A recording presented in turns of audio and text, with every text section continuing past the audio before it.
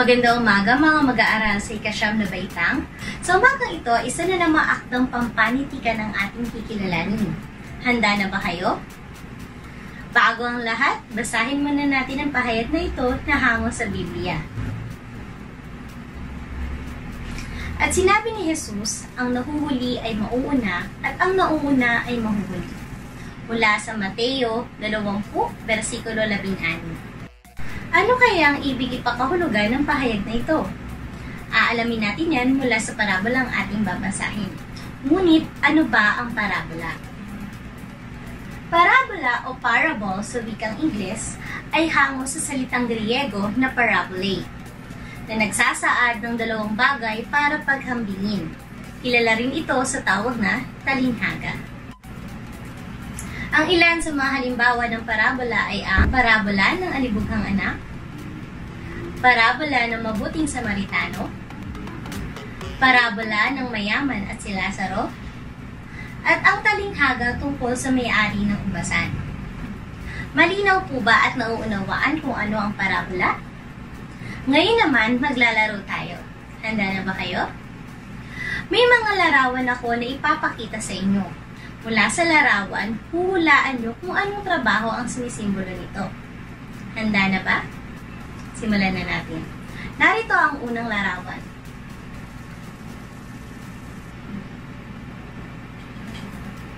Tama! Doktor. Ang stethoscope ay sumisimbolo sa mga doktor. Lalo na sa panahon natin ngayon, kailangan natin ng mga doktor. Pangalawang larawan.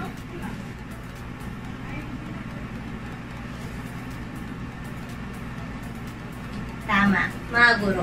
Ang silid-aralan ay sumisimbolo sa mga guro. Ngunit sa panahon natin ngayon, ang nagsisilbing silid-aralan natin ay kanya-kanya nating tahanan gawa ng pandemya na ating kinakaharap sa kasalukuyan. Pangatlong larawan.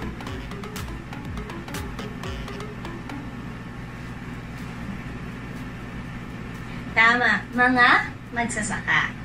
Ang bukirin ay sumisimbolo sa mga magsasaka. Sa mga magsasaka na siyang nagsisilbing gabay natin upang tayo ay magkaroon ng pagkain sa ating hapagkainan. Pang-apat na larawan.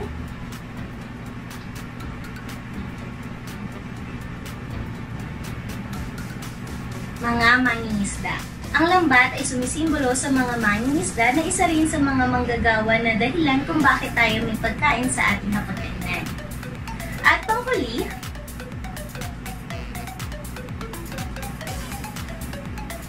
mahusay. Ang martilyo ay sumisimbolo sa mga karpintero. Sa mga karpintero na siyang dahilan kaya tayo nakakalikha ng mga tahanan, ng mga gamit sa bahay, mga gamit na ating kinakailangan sa pang-araw-araw. Mahusay. Lahat ng yan ay mga manggagawa sa ating komunidad. Bawat isa ay may ginagampanan na mahalagang tungkulin sa ating lipunan. So mga ito, hayaan nyo akong isalaysay ang isang parabola na may kinalaman sa mga manggagawa. Ngunit, tandaan. Una, makinig ng mabuti. Pangalawa, unawain ang napakinggan. 16 sa Bagong Tipan. Ang kaharian ng langit ay maitutulad sa isang taong lumabas ng maagang maaga upang humanap ng manggagawa para sa kanyang ubasan. Nang magkasundo na sila sa upa na isang salaping pilak sa maghapon, ang mga manggagawa ay pinapupunta niya sa kanyang ubasan. Lumabas siyang muli ng mag-ikasyam ng umaga at nakakita siya ng iba pang tatayo-tayo lamang sa palengke. Sinabi niya sa kanila, "Pumunta rin kayo at magtrabaho sa aking ubasan at bibigyan ko kayo ng karampatang upa." At pumunta nga sila. Lumabas na naman siya ng mag-12 ng tanghali at ng mag-3 ng hapon. At sa ganoon din ang ginawa niya. Nang mag-5 na ng hapon, siya'y lumabas muli at nakakita pa ng ibang wala ring ginagawa. Sinabi niya sa kanila, "Bakit tatayo-tayo lang kayo rito sa buong maghapon? Kasi po'y walang magbigay sa amin ng trabaho sagot nila. Kaya't sinabi niya, "Kung gayon, pumunta kayo at magtrabaho kayo sa aking ubasan." Nang gumagabi na, sinabi ng may-ari ng ubasan sa kanyang katiwala, "Tawagin mo na ang mga manggagawa at bayaran mo sila magmula sa huli hanggang sa unang nagtrabaho." Ang mga nagsimula ng mag-ikalima ng hapon ay tumanggap ng tig-iisang salaping pilak. Nang lumapit ang mga nauna, inakala nilang tatanggap sila ng higit doon. Ngunit ang bawat isa'y binayaran din ng tig-iisang salaping pilak. Nagreklamo ang mga nagtatrabaho sa may-ari ng ubasan. Sinabi nila, "Isang oras lamang gumawa ang mga huling dumating. Samantalang maghapon kaming nagtrabaho at nagtiis sa nakapapasong init ng araw. Bakit naman pinagpare-pareho ninyo ang aming upa?" Sumagot ang may-ari ng ubasan sa isa sa kanila, "Kaibigan, hindi kita dinadaya. Hindi ba't nagkasundo tayo sa isang salaping pilak? Kunin mo ang para sa iyo at umalis ka na. Ano sa iyo kung ibig kong bayaran ang nahuli ng tulad ng ibinayad ko sa iyo? Wala ba akong karapatang gawin sa ari-arian ko ang aking maibigan? Kayo ba'y naiinggit dahil ako'y nagmagandang loob sa iba?" At sinabi ni Jesus, "Ang nahuhuli ay mauuna at ang nauuna ay mahuhuli." Mula sa napakinggang kwento, napansin niyo ba na tila may iba pang kahulugan ang ilang mga salita na nabanggit sa parabola? Masyado bang malalim ang ibang pahayag sa akdang napakinggan? Halos karamihan ng mga parabola ay gumagamit ng mga matatalinghagang pananalita o matatalinghagang pahayag, o mas kilala bilang metaphorical na pagpapakahulugan. Ano ba ang metaphorical na pagpapakahulugan? Ang metaphorical na pagpapakahulugan ay nagbibigay ng kahulugan sa salita bukod pa sa literal na kahulugan nito. Ito ay nahabatay kung paano ginagamit ang salita sa pangungusap. Ilan sa mga ito ay malalalim na pagpapakahulugan. Tingnan natin ang ilan sa mga salitang ginamit dito. Una, ang ubasan. Sa literal na pagpapakahulugan, ano ba ang ubasan? Tama, ito ay lugar kung saan maraming nakatanim na ubas. Ngunit sa parabola, ito ay may mas malalim pang pagpapakahulugan.